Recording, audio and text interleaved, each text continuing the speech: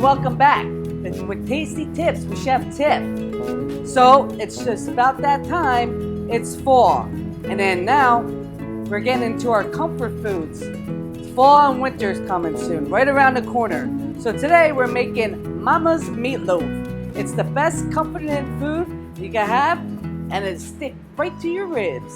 So let's get going. It's nice, quick, and easy. All right.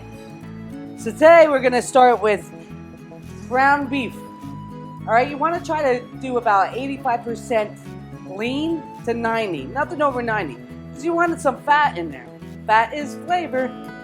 All right, so you're gonna start with about 1.5 pounds. This will give you for about 4 people, good helpings. Okay, so we're gonna go ahead and we're gonna do the panko breadcrumbs. I like to use the panko breadcrumbs because they're nice and light, but it'll help with that with the meat to stick together, and it'll hold the meatloaf together while it's cooking instead of like all cracking all around. Okay, so you're just gonna go ahead and put the breadcrumbs in, and then we have some thyme. You could use the thyme leaves, you could use fresh thyme, or you could use the ground.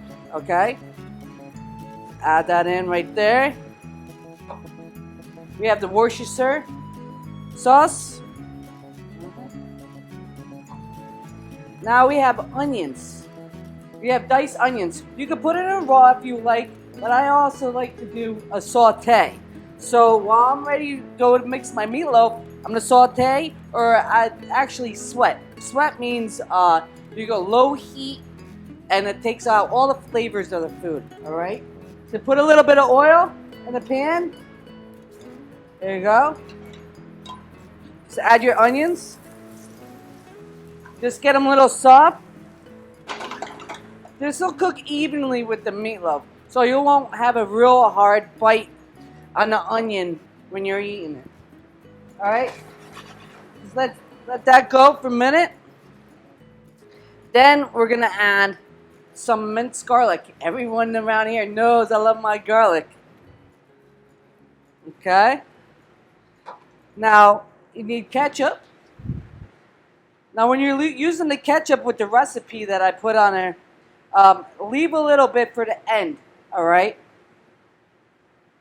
Just enough to coat the meatloaf at the end. It's about that much, okay? I would say a good like tablespoon. There, go ahead and use Parmesan cheese. A nice grated one so it'll melt.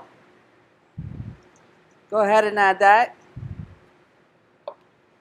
When you add salt and pepper, you can either not do salt and pepper, or if you like the flavor of the salt, go ahead and add a pinch.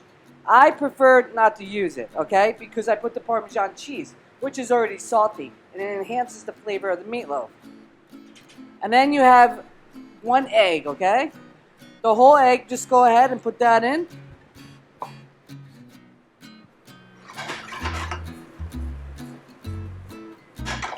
Okay, once your onions are soft, you're gonna go ahead and add them.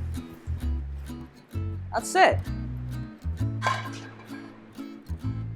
This is a great meal when you're busy and you just want to put something. It only takes a couple minutes to put together. It does take about 45 minutes to cook, but you know you could let it cook in the oven. And like I said, it only takes 5 minutes. So if you're busy with around the house or anything like that, or doing errands, you go ahead and just let that cook for about 45 to 55 minutes in the oven and uncovered. All right, so you want to make sure it's nice and mixed together. I make sure to wear gloves because my hands are going all over this ground beef. That is a sanitation tip for you from Chef Tip. So here you go. So you have the ground beef mixture, all right? All you do is grab your sheet tray. You can put parchment paper down if you like. I just go straight down on the sheet tray.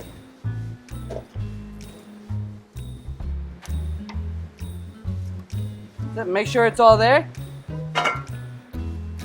And you want to form it.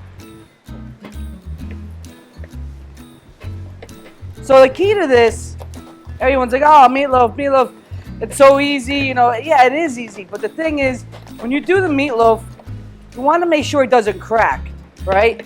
So I go ahead and smack it a little bit. My hand spread like this because I don't want it to crack. But then you want it to pack it nice and tight. Like that. All right.